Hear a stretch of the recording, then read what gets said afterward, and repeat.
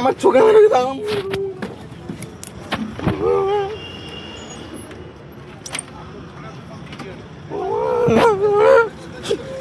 তুমি আমার চোখে মারলে কেন? তুমি আমার চোখে মারলে কেন বলো আগে? আমি কি দোষটা করেছি তোমার? আমি তোমার কি দোষটা করেছি? তুমি আমার চোখে মারলে কেন? এই মুহূর্তে সব থেকে বড় খবর, সিভিক ভলেন্টিয়ার রাস্তায় গাড়ি দাঁড় করিয়ে মার ড্রাইভারকে, সেই নিয়ে বৃহত্তর আন্দোলন ড্রাইভারদের। এই মুহূর্তে সব থেকে বড় খবর, রাস্তায় দাঁড় করিয়ে গাড়ির ড্রাইভারকে মারলো সিভিক ভলেন্টিয়ার। দেখুন সেই চিত্র। আমি তোমার দেখবে, হ্যাঁ দাদাগিরি দেখাচ্ছ, ছোট লাগে না আমার, ছোট লাগে না, তুমি দেখো ছোট লাগে না, হ্যাঁ সকালে চোখে মারতে লেগেছো তুমি। দাদাগিরি মানে গাড়িটা ওইখানে আটকানে, গাড়িটা টেলে দিকে যাচ্ছে, চোখে লাগে না আমার, হ্যাঁ দেখা না পাচ্ছে, দেখা না তুমি লাগে ওখানে, গাড়িটা ডেলি যাচ্ছে এদিকে, তাহলে গাড়িতে ডেলি যাচ্ছে, আমার চোখে মারছে, মানা কেন নাই কে? हाँ हाँ हाँ हाँ माचा चौके चौके मारा, हमारा चौके मारा, उसको मारा, सब वीडियो है, सब वीडियो है। हाँ की गाड़ी चल रहा है। তুমি আমার চোখে মারলে কেন? তুমি আমার চোখে মারলে কেন বললো? তুমি তোমার কি দোষ করে? হ্যাঁ তুমি বলো রাস্তা যে লাইসেন্সটা দেখো না, এটা ব্যাকে যেতে বলে তোমরা একটা ভেবে দেখো না যে এখান থেকে গাড়িটাকে একটুখানি রাস্তা যে ব্যাকে চলে যাবে, যা খুশি সকালবেলা মারবে, লোককে মেনে নেবে। দাদাগিরি ছুটি দেবো, রোডে চলো একবার, চলো, হ্যাঁ একবার ছুটি দেবো একবারে, হ্যাঁ হ্যাঁ হ্যাঁ তুমি ডাকো, হ্যাঁ মেডিকেল ডাকো, হ্যাঁ সব তো ভিডিও করা আছে, কে মেরেছে না মেরেছে।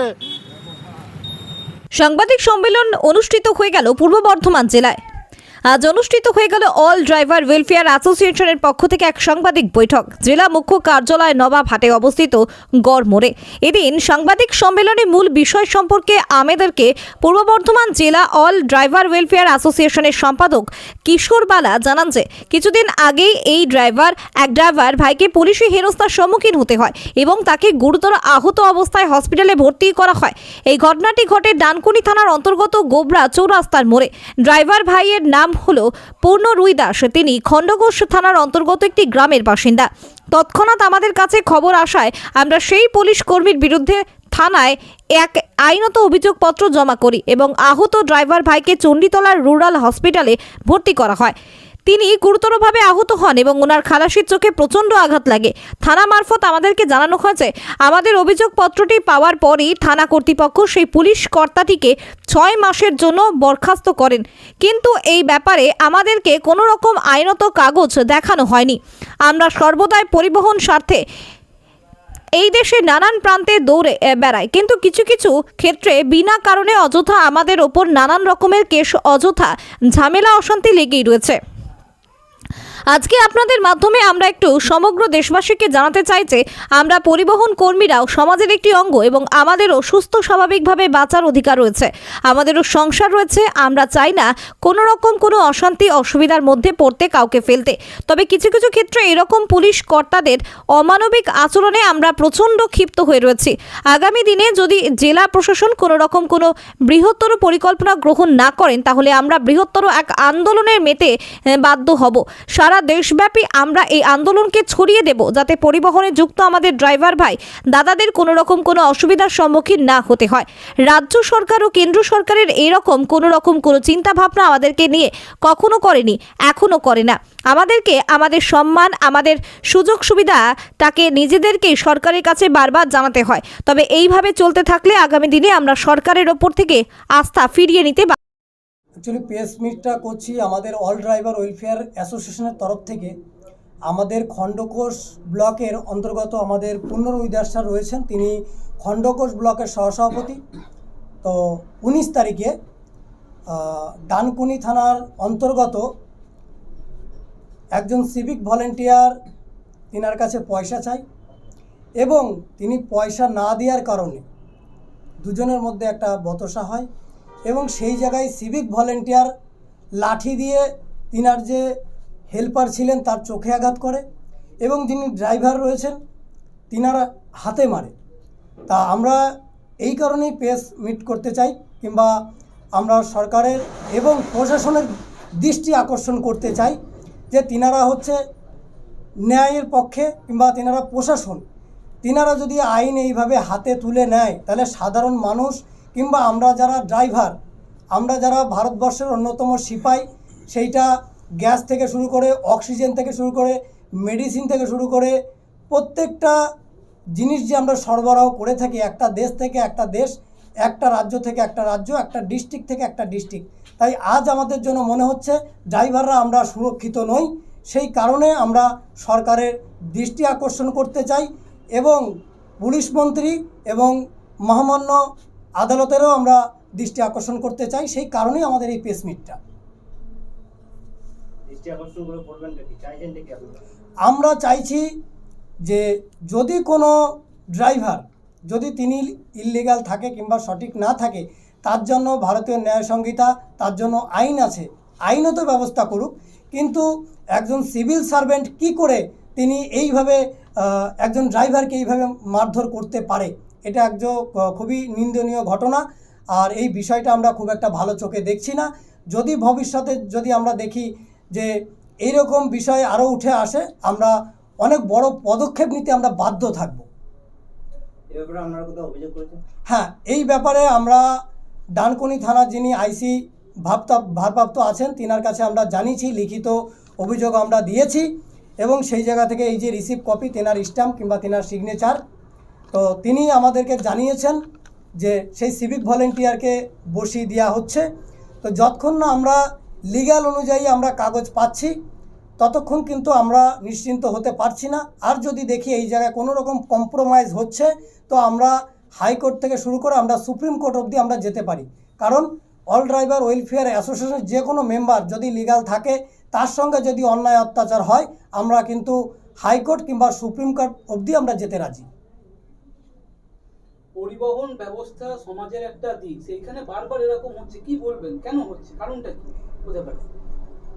কারণ যেটা আমরা যেটা দেখছি মনে হচ্ছে যেন প্রশিক্ষণের একটা অভাব। কারণ ভারতীয় সংবিধান অনুযায়ী যেই সিস্টেমগুলো আছে, যেই প্রসিডিওরগুলো আছে, হয়তো তিনারা সেইভাবে জানছেন না, সেইভাবে বুঝছেন না, সেইভাবে কিন্তু তিনারা অধিকার ফলাচ্ছেন। তিনারা সঠিকভাবে যদি গাইডলাইন তিনারা পেতেন, আশা করি তিনারা বুঝতে পারতেন যে একজন প্রশাসন, তিনারা হচ্ছে কিংবা তিনারা হচ্ছে সিভিল সার্ভেন্ট, তিনাদের কি করা উচিত আর কি করতে হবে, তিনারা সেই সম্বন্ধে অবগত হচ্ছে না।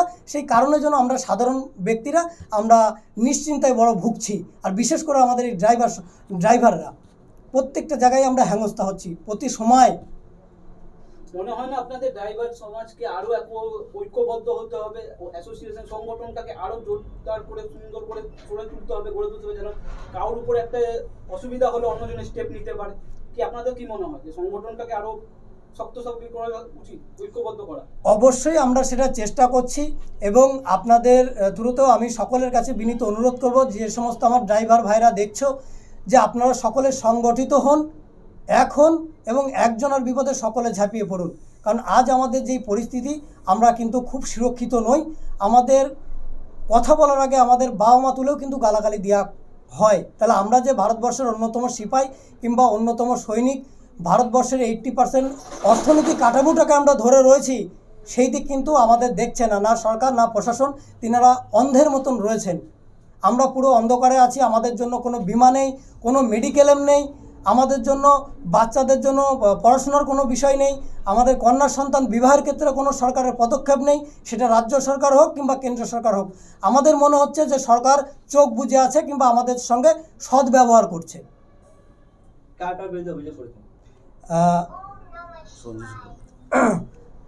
যিনি গায়ে হাত দিয়েছেন সঞ্জু চক্রবর্তী, তিনি যে একজন সিভিক ভলেন্টিয়ার, তিনার সম্বন্ধে আমরা অভিযোগ করেছি এবং ডানকুনি থানার পিএসের যে ট্রাফিক দপ্তরে যিনারা আছেন তিনাদেরকে আমরা অবগত করেছি কিংবা তিনাদের জানিয়েছি। তা তিনারা আমাদেরকে বলেছেন যে আমরা তিনাকে বসিয়ে দেব কিংবা সাসপেন্ড করব, কিন্তু লিগ্যাল অনুযায়ী কোনো কাগজ আমাদেরকে এখনও দেয়নি। তাই আমরা অপেক্ষা করছি কিছুদিন।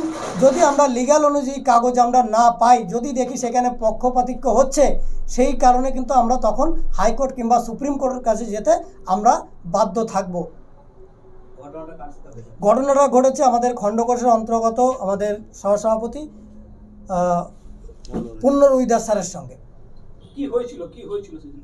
ঘটনাটা ঘটেছিল আমি 19 তারিখ পাঠদানগুলিতে গাড়িটা খালি করার পর বর্ধমান আসার উদ্দেশ্যে রওনা হয়। তা পাঠদানগুলিতে বাঁ দিকে যেটা আপনার গোবরা সিগন্যাল, ওই গোবরা সিগন্যালে আসি, আমাকে আটকানো হয়, আমি দাঁড়াই, আমার সাথে টাকা চাওয়া হয়। আমি টাকা দিতে না অস্বীকার করাতেই ওনারা বলে এই যে রাস্তায় নো এন্ট্রি আছে, যাওয়া যাবে না। আমি ওনাদেরকে বলি আমি একদিন অন্তর এই রাস্তায় যাচ্ছি, সকাল 10টা 11টা কোনো দিন নো এন্ট্রি নেই। টাকাটা চেয়েছিল মানে আমি ওই দিকে গাড়িটা নিয়ে আসছিলাম বলে, দিয়ে আমাকে বলে এই রাস্তায় নো এন্ট্রি আছে। তা নো এন্ট্রি এখন আমাদের সরকারের কাছে টাকা দিলে নো এন্ট্রি নেই, আর টাকা যদি দেন আপনি নো এন্ট্রি।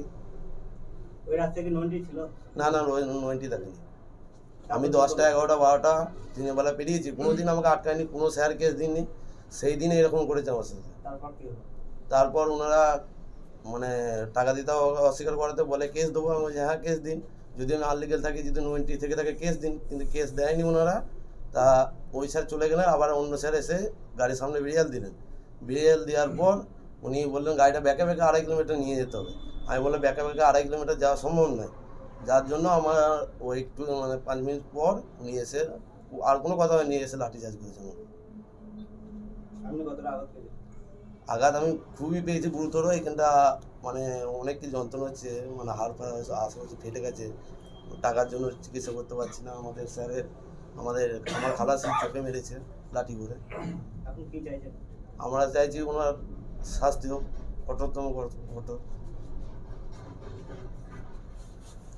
ধরুন পরবর্তী সময় যদি কোনো স্টেপ না নেওয়া হয়, এখনো পর্যন্ত কোনো স্টেপ না হয়নি, আপনাদের লিগ্যাল ভাবে জানানো হয়নি, তাহলে মনে হয় না যে এইরকম চলতেই থাকবে?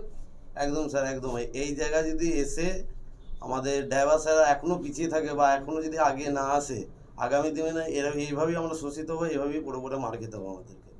আমার সাথে যে জিনিসটা ঘটেছে আর কারোর সাথে যেন না ঘটে, এটাই আমি চাইবো। সকলকে বলবো একটা কথাই, যে সংগঠনে যুক্ত হন।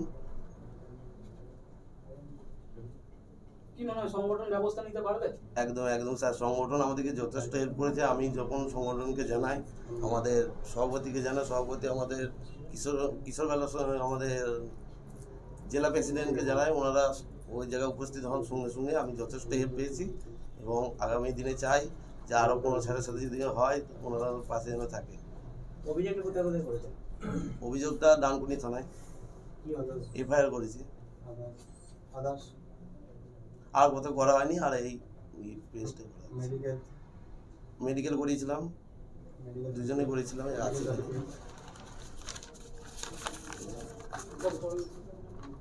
একটা আমার এবং আমার ক্লাসে অভিযোগপত্রটা দিন।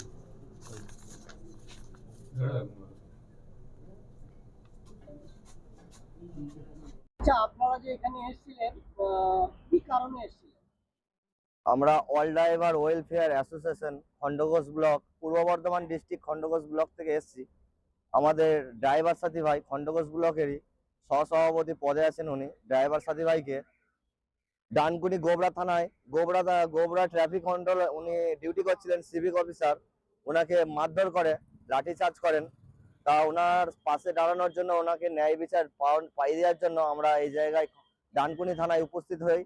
আমাদের এখানে আছেন হুগলি ডিস্ট্রিক্টের উনি মেম্বার সভাপতি হিসেবে উনি আছেন সুমিত স্যারকে আমি সর্বপ্রথম সকালে ফোন করি যে সুমিত স্যার আপনি যান সকালেই, খুব তাড়াতাড়ি উনি এসে এখানে নিয়ন্ত্রণ করেন, থানায় নিয়ে আসেন আমাদের ড্রাইভার সাথী ভাইকে। উনি কেসটা খুব তাড়াতাড়ি হ্যান্ডেল করেন। তারপরে আমরা আসি এই জায়গায় লিখিত জমা দিই থানায়। তা আমাদের ডানকুনি থানার যিনি আইসি স্যার আছেন, খুবই ভদ্র, খুবই সুন্দর, উনি ওই সিভিক স্যারকে উনি সাসপেন্ড করলেন এবং ওনার কর্ম থেকে করলেন, বরখাস্ত করলেন। তা আজকে আমরা ড্রাইভার সমাজ একত্রিত হয়ে সত্যি গর্বিত। একটা ভালো প্ল্যাটফর্ম পেয়ে, অল ড্রাইভার ওয়েলফেয়ার অ্যাসোসিয়েশনের একটা ভালো প্ল্যাটফর্ম পেয়ে আমাদের সমস্যা আমরা জানাতে পারছি এবং এই ড্রাইভার সাথী ভাইদেরকে হেল্প করতে পারছি। তা সকল ড্রাইভার সাথী ভাইদেরকে বলবো আপনারা অবশ্যই সংগঠনের মধ্যে লিপ্ত হন, আর আপনারা অবশ্যই অন্যায়ের প্রতিবাদ করুন, আর ড্রাইভার অ্যাসোসিয়েশনকে এইভাবেই বাড়ান, হেল্প করুন, হেল্প নিন প্লাস হেল্প করুন। আমাদের পূর্ব বর্ধমান ডিস্ট্রিক্টের সভাপতি, অল ড্রাইভার ওয়েলফেয়ার অ্যাসোসিয়েশন সভাপতি আমাদের কিশোরবালা মহাশয়, উনি এসছেন এই জায়গায়, উপস্থিত আছেন। তা আমাদের আজকে অনেক ন্যায় বিচার অবশ্যই। আমার পরিচয় হচ্ছে অল ড্রাইভার ওয়েলফেয়ার অ্যাসোসিয়েশন পূর্ব বর্ধমান খণ্ডঘোষ ব্লক সভাপতি অমর দাস। আজকে আপনারা অল ড্রাইভার ওয়েলফেয়ার অ্যাসোসিয়েশন থেকে যে ডানকুনি থানায় এসেছেন, এত ড্রাইভার সাথী ভাই মিলে, কি কারণে এসেছেন? অ্যাকচুয়ালি নমস্কার। তো আজ আমাদের ডানকুনিতে একটা কারণেই আসা, যে আপনারা সকলেই জানেন যে অল ড্রাইভার ওয়েলফেয়ার অ্যাসোসিয়েশন আজ আর অজানা কারণেই। তো আমাদের 28টি রাজ্য এবং প্রত্যেকটি ডিস্ট্রিক্টে আমাদের এই অল ড্রাইভার ওয়েলফেয়ার অ্যাসোসিয়েশন রয়েছে। তো সেই জায়গা থেকে আমাদের খণ্ডঘোষ ব্লকের সহসভাপতি আমাদের পূর্ণ রুইদাস স্যার, তিনার সঙ্গে আজ একটা ডানকুনিতে একজন সিভিক ভলেন্টিয়ার তিনার সঙ্গে খারাপ আচরণ করেন এবং লাঠি দিয়ে তিনাকে মারেন।